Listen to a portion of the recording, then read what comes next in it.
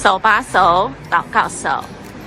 当我们来到了中华路49号迦南教会，我们第一件事情一定是叮咚，我们希望有人帮我们开门，因为这是上帝的教会。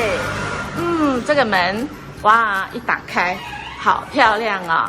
我们知道我们的教会去年才更新的，所以我们一到教会呀，看到很漂亮，然后我们就会右转要来搭电梯。发生什么事？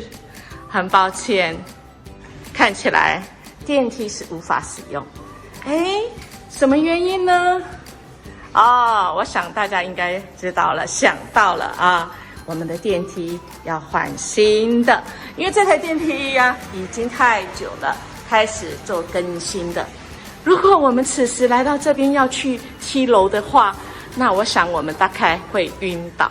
所以在我们的生命当中、生活当中，好像也有常常这样，当我们计划怎么做的时候，却发现此路不通，或者是我们需要用另外一条路。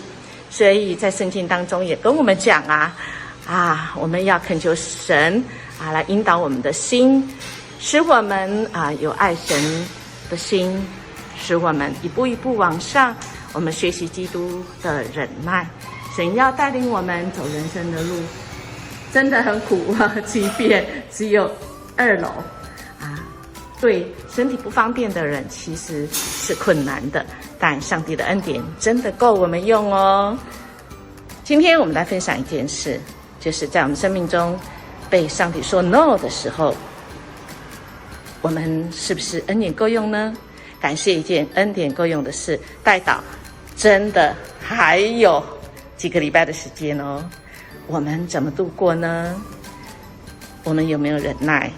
我们够有的忍耐，神也给我们能力哦。全家也一样，家庭一定有许多这样的事情发生，不是我们预期的，但上帝就允许。那么我们要经历那个美好，就是上帝让我们经过这个苦难，是步步高升哦，使我们的家庭更上一层楼。手牵手，祈祷的手。